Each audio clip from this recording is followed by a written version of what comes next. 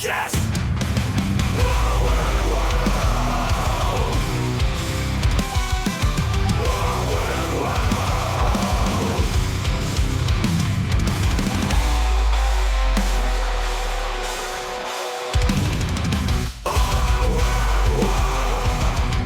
Welcome to Our Weird World. I'm your host, John Henson. And today, looking at one story this week, that of probably lesser known serial killer in Florida, and that is of Gerard Schaefer.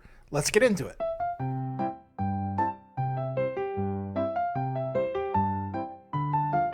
Story time. Story time.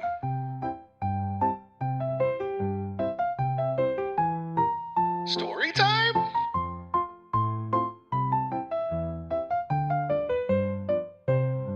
Story time. Gerard Schaefer was born on March 26, 1946 in Neenah, Wisconsin. It's a tiny town in between Oshkosh and Appleton, because if I know my audience, they know their Wisconsin geography and where all the stuff is. Anyway, however, because Schaefer's father was a traveling salesman, the family spent a lot of time in Nashville, Tennessee, and Atlanta, Georgia. They eventually settled in Fort Lauderdale, Florida in 1960. Now, when his father wasn't traveling and working, he was at home drinking and verbally abusing the family, which, it's the 50s and 60s. Of course that's what's happening. By the time he was a teenager, Schaefer had developed a lot of outdoor hobbies as well as fantasies of hurting women for some reason. I don't know why. I don't know, maybe he just saw his dad like hate his mom and was like, "Oh, it's just how women are supposed to be treated." I guess I don't know. In some instances, which is weird because I don't think his dad ever got this deep. But Gerard would actually tie himself to a tree, which is pretty impressive. I don't know how you do that. But he would tie himself to a tree in the forest and then choke himself while wearing women's underwear. I don't know, man. That's weird. Like, are women's underwear, like, just way softer? Or, like, I can't imagine, like, just speaking from, like, hearing women talk, like, I can't imagine a thong is, like, super comfortable. And, even if it's like lacy and, really soft, like it's not going to feel any better than some boxer briefs, especially get a nice pouch, just kind of supporting your stuff there. Like that's probably as good. Like I imagine even just like regular panties or whatever, like that's not going to be comfortable for a dude. But I don't know, man. That's where Schaefer's at in his life. And following high school, he received his teaching degree from Florida Atlantic University. In 1968, he married Marty Fogg, which is a woman, Marty. I don't know if Marty is probably short for like Martina or something. But he met her in college and then briefly toured in her singing troupe, Sing Out 66, which offered a quote-unquote alternative to the contemporary hippie movement. So that was a fun group of people to be around. Just all the contemporary hippie movement.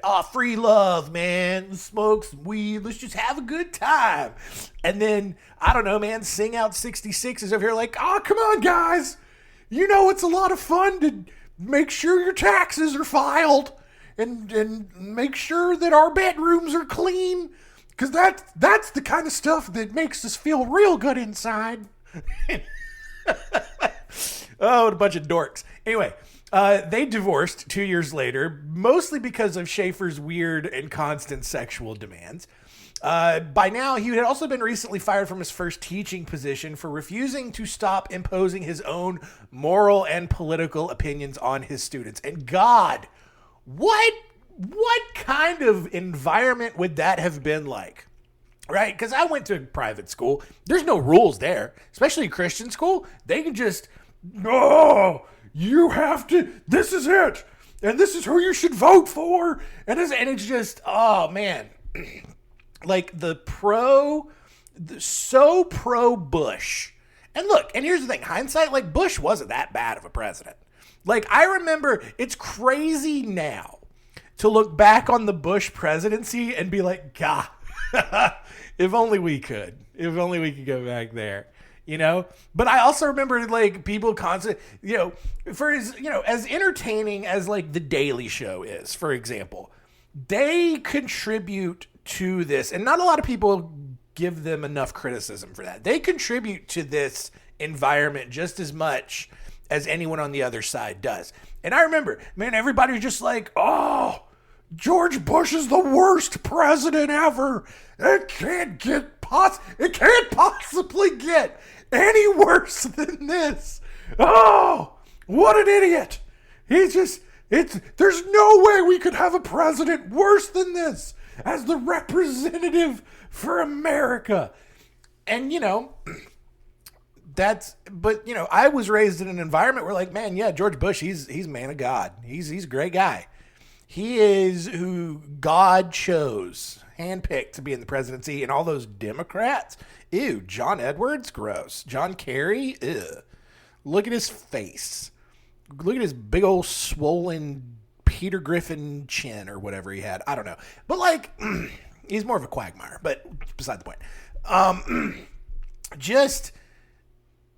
I just wish I could have gone to a school where I just learned the material and not have to have all of this extra opinion and morality put on it. Because, like, again, I don't think it's necessarily up to schools to teach morality. Like, I think that's a family dynamic sort of thing.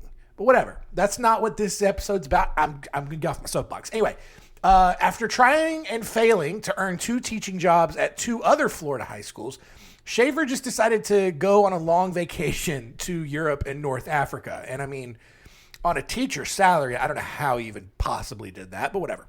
Upon returning to the States, he got a job as a patrolman at the Broward County Police Department by lying about his past work experience, which was never verified anyway, because why bother to make sure a police officer is actually qualified for the role? Outside of a teacher needing to be qualified for the role, maybe doctors, I can't think of anyone else in public service who needs to be vetted more than a police officer. Like even like a firefighter, whatever, man. You don't need to be qualified to be a firefighter. You're just spraying water and getting cats out of trees. And like by the time you show up on the scene, disaster has already ensued, right? Like you're just trying to limit the extent of the disaster. But like a cop can prevent a lot of things from happening. So you want to make sure that they are definitely qualified for that. Did the Broward County Police Department do a background check on a police officer they were hiring? No. But this, of course, is still the 70s. So maybe these rules are a little bit fast and loose back then. Of course they were.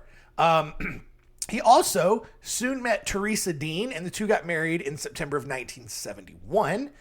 6 months later, he was fired from the police department after it was discovered that he had a habit of stopping female drivers for minor traffic violations, entering their license plates into a database, and then using that information to contact them later to see if they wanted to go on a date. And there's so much to unpack with that sentence. First, that's why you vet, to see if he's qualified for the... But also, like, the dude is married, and then he's just pulling over women for the most minor of infractions. Ma'am, why I pulled you over? You had a tail light out. Oh, you changed lanes in an intersection. Oh, you changed lanes without signaling. Oh, you didn't come to a complete stop at that stop sign. They're just like the most pedantic, ridiculous stuff.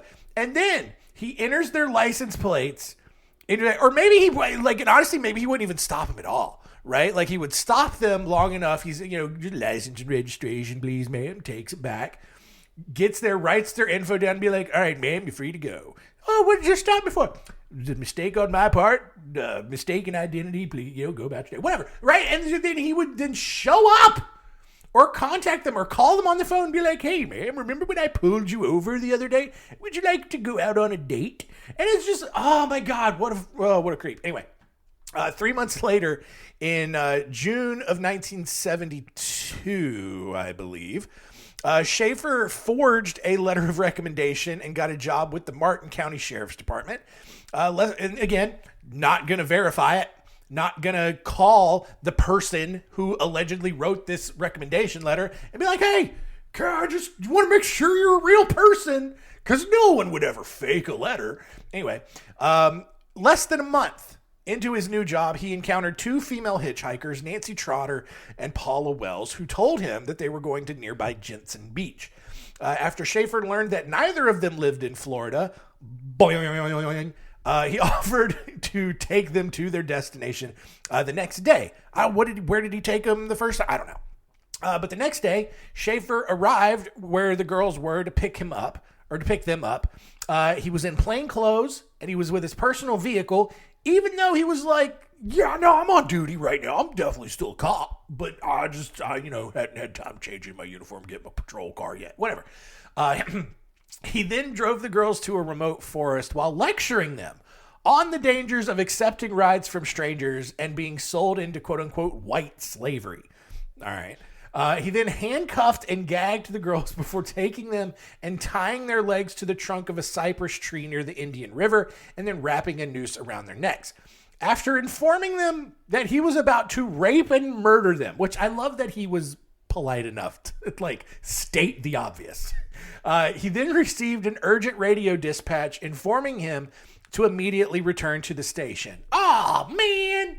So he just leaves these two girls tied up to this tree in the forest and told them, you better not try to escape.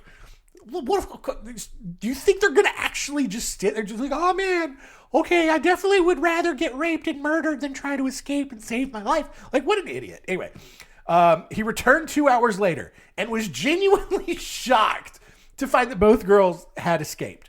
But thinking quickly, he ran home and called back to the station where he informed the sheriff that he had, quote, done something very foolish. You'll be mad at me. Schaefer then went on to explain that he had tried to teach two girls a lesson on the risks of hitchhiking, but quote unquote overdid the job. Yeah, just a little bit. After letting the sheriff know where the girls had been left, several officers were dispatched around the area to try to find them. Sheriff Robert Crowder and Lieutenant Melvin Waldron soon found Nancy Trotter with her hands still tied behind her back and just flutter kicking down this river. They quickly rescued her and soon learned that Paula Wells, I think that's what it was Paula Wells, right? Right? Paula Wells? Looking at my notes, trying to find the names. Yes, Paula Wells. They soon learned that Paula Wells had been found by a truck driver and was already back at the station. As both girls then recounted their side of the story and what happened, Schaefer was definitely fired, and he was then also arrested. That's gotta be crazy. Mr. Schaefer, you're fired. Also, put your hands behind your back. You're not gonna leave. Don't worry about taking your things out of your cubicle. You're gonna stay right here. But what? You're not an employee here anymore. You're one of the people that you would supposed to bring in, but now we're just gonna keep you. Anyway, you get it. He quickly posted a $15,000 bail and continued to insist that all of this was just a big misunderstanding. I was just trying to be a good public servant and teach these girls about the dangers of hitchhiking. That's all it is, man. We hear all these stories, especially out in California, all the time about these hitchhikers getting murdered and getting left along the side of the freeway. I just didn't want these girls to end up that way. And so maybe I went a little overboard. Maybe I tied him to a tree in an alligator-infested river, and then maybe I left him there, told him not to escape. Maybe I said I was going to rape and murder him. I didn't mean it. It was it's whole part of the show, man. Anyway, on September 27th, as he awaited trial for these abductions, Schaefer then abducted two more teenage girls, 17-year-old Susan Place and 16-year-old Georgia Jessup. Schaefer had befriended both of these girls at an adult education center in Fort Lauderdale, basically kind of like an early college, sort of GED kind of place, in Fort Lauderdale, and convinced them that his name was actually Jerry and that he was from Colorado and that they should all go down to the beach and listen to him play guitar. I mean, maybe in the 70s that works, but that just, God's the most annoying person. right? Just like, hey, girls, well, we'll go down to the beach. I'll play some tunes on my guitar. Blah, blah, blah, blah. Whatever. Anyway, he probably didn't even play guitar. Anyway, I don't know why that bothers me so much. To make this worse, though, Schaefer even met Susan Place's mother and told her that everything was cool. This 17-year-old girl goes home because she still lives with her parents because she's 17. And it's like, Mom, I met this cool cat down at the educational center, and we gonna go down to the beach. Mom, meet Jerry. He's from Colorado. And Jerry here with his full, probably facial hair, because he's in his probably, I don't know, 30s at this point. Close to it, mid-20s. That's still way too old to be dating a 17-year-old. And just the mom was like, yeah, it's probably fine. So, unsurprisingly, when Susan hadn't returned home after 4 days, her mother called Georgia Jessup's mother and learned that she hadn't been seen in 4 days either. At this point, both girls were reported missing. Like, what are these parents where your kid just disappears for like 4 days and you're just like, you're just hanging out. There's, yeah, whatever. No. So after 4 days, they're reported missing. Susan's mother had noted the car that Jerry was driving and reported it to police, who then traced it to a man in St. Petersburg who did not look like Jerry at all and also had nothing to do with the disappearances. It was just a stolen car. And I don't know what, maybe he had reported it. I don't know. But there's just a car that Schaefer just stole and has been using it to abduct teenage girls. A month later, on October 26th, 14-year-old Mary Briscolina and 13-year-old Elsie Farmer vanished while hitchhiking in Lauderdale by the Sea. Both bodies were found a few months later, bludgeoned to death. Briscolina also had several fingernails ripped off of her fingers. Gross. And several of Briscolina's friends told her that she had frequently visited an apartment belonging to a guy named Gary Shepard, who told them that he used to be a police officer. So, in December now, Schaefer accepted a plea bargain and was convicted on one count of aggravated assault back for the initial two abductions, right? So he works it down to just one count of aggravated assault on these two girls that he was like trying to teach a lesson to, right? Back when he was still a police officer. He was supposed to serve 1 year in prison along with 3 years probation for this. After reading the sentence, Judge D.C. Smith called Schaefer a foolish and astronomic jackass for what he had done, and yeah, it's pretty accurate. On January 11th, 1973, 19-year-olds Colette Goodenough and Barbara Wilcox disappeared. Her name was actually Goodenough. Like, that's crazy. I wonder if that's like a Native American name, but that's crazy. Your last name is Goodenough. Like, one word, Goodenough. Well, anyway, they disappeared in Biloxi, Mississippi while hitchhiking from Iowa to Florida. And what had happened was that while Schaefer was waiting to begin serving his prison sentence, he traveled up to Iowa for some reason and then returned to Florida. And authorities think that on his way back down to Florida, he encountered both of these girls. Finds out they're also going to fight. He's like, oh man, that's where I'm going. I'll take you back wherever you need to go. And so they get in. Their remains were found 4 years later in January of 1977, having been bound together and hanged from a tree. 2 months later in March, Susan Place's mother was still trying to figure out where her daughter was when she came across a letter from quote unquote Jerry Shepard in her daughter's bedroom. She then drove to the return address on the envelope and was told by the landlord that the apartment actually belonged to a guy named Gerard Schaefer, who was currently in prison. On April 1st, a father and son searching for aluminum cans to recycle found the extremely decomposed remains of both Susan Place and Georgia, whatever her last name was, Georgia Jessup, in a hotel or in a hole in a park in Port St. Lucie, nearly 100 miles north of Fort Lauderdale. Police concluded that both girls had been murdered, obviously. Their spinal cords had been severed in 2 places, and several bones had been cut with a machete. They had also been decapitated, with police believing that Susan had been shot in the face after both girls had been hanged from a nearby tree. So that's just like crazy violent, right? Now, because this scene was so similar to the first incident with Trotter and Wells, police quickly obtained a search warrant for Schaefer's house and vehicle. Inside Schaefer's mother's home, which they also searched, police found 300 pages of erotic stories and drawings that Schaefer had written over the last several years. They described how he kidnapped, raped, and murdered teenage girls, both real and imagined, including one instance where he forced them to drink beverages before hanging them up so he could watch them pee. Why? Why is that a thing for people? Schaefer also noted that he frequently returned to the crime scenes to have sex with the dismembered bodies and or to extract teeth from the skulls.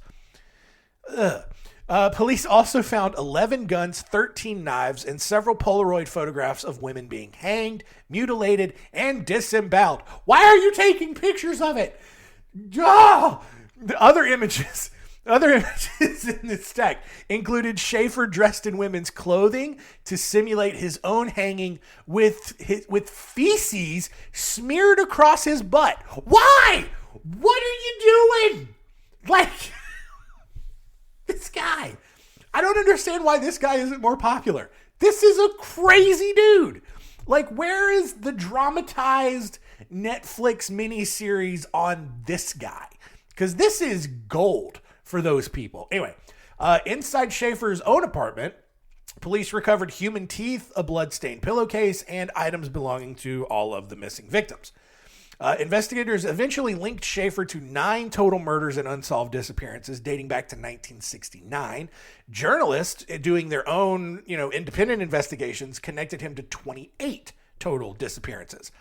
He was ultimately convicted on just 2 counts of first-degree murder because when you have that, it doesn't make sense to go through all of the paperwork to convict him for the rest of them because the sentence is going to be the same, which was life in prison. While all of this evidence still continued piling up, Schaefer maintained his innocence and claimed that he was framed by overzealous prosecutors, corrupt law enforcement, and his own defense attorney, who did actually end up marrying Schaefer's second wife in 1973. So I can see he's probably a little bitter about that, but none of what he said was true.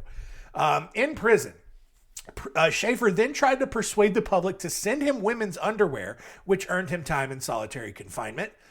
He also continued writing quote-unquote killer fiction, which he claimed were totally made up murder and necrophilia stories from the perspective of a rogue cop. No, they were not. Authorities wholly believed that these stories were inspired by the murders that he had already, committed. In 1983, Schaefer was transferred to another prison where he began actually helping authorities convict other awful people, including a pedophile who had been operating an international child porn ring while he was also in prison. In 1993, he filed a lawsuit against true crime writer Patrick Kendrick, who called Schaefer a quote-unquote pale and doughy wimp. He also sued Robert Ressler for calling him a serial killer. And here's the thing. He definitely is a pale and doughy wimp. He's a weirdo. He's a doofus. He is just the grossest, maybe one of the grossest, most unhinged, worst people ever. And you know what? You're probably sitting there thinking, oh, John, you better be careful.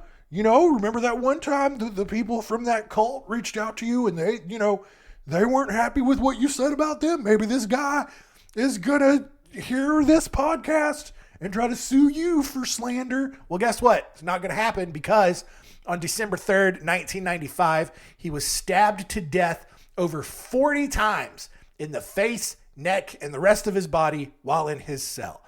His cellmate, 32-year-old Vincent Faustino, admitted to this murder after the two had gotten into an argument over who got the final cup of hot water from the dispenser. Faustino received 53 more years in prison in addition to the life sentence he was already serving for a double homicide he had committed in 1990.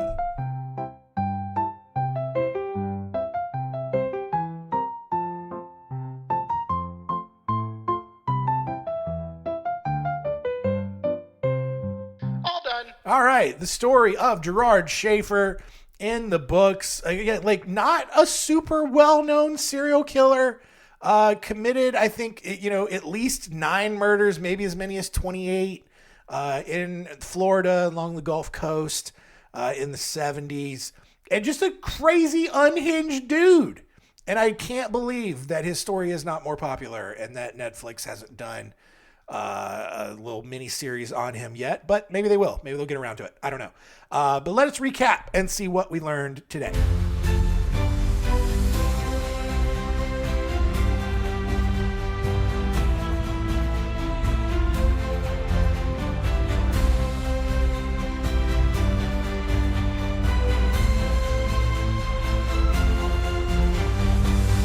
What did we learn? Number one, Gerard Schaefer tried to be a teacher and got a little too high horsey about it. And so then he was like, I'll just be a cop. And then he lied about his experience.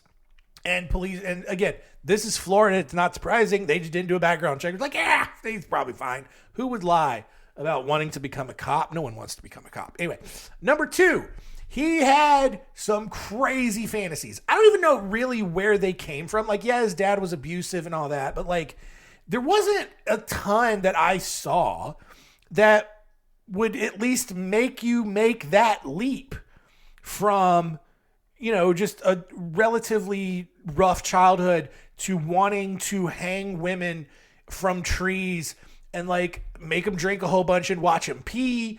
Or even just to like do that to yourself where you're wearing underwear and hanging yourself and smearing your own poop on your butt.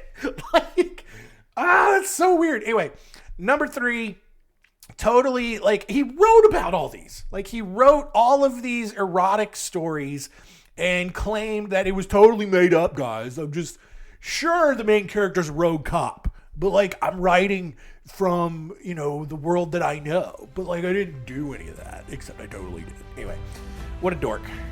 Let's get out of here.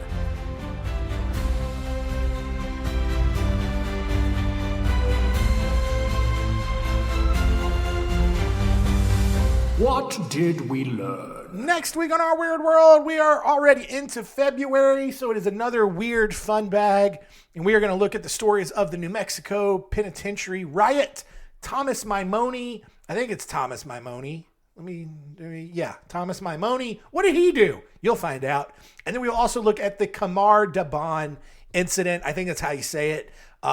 Very similar to the Dyatlov Pass incident that we covered pretty early on. Rather famous kind of story from Russia, maybe some paranormal elements to it. No one really knows because it's Russia and it was crazy what happened. But there was another one that was very similar to that happened, and we will cover that as well. So thank you so much for continuing to listen.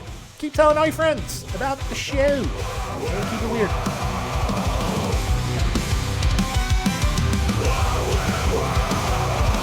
This is a podcast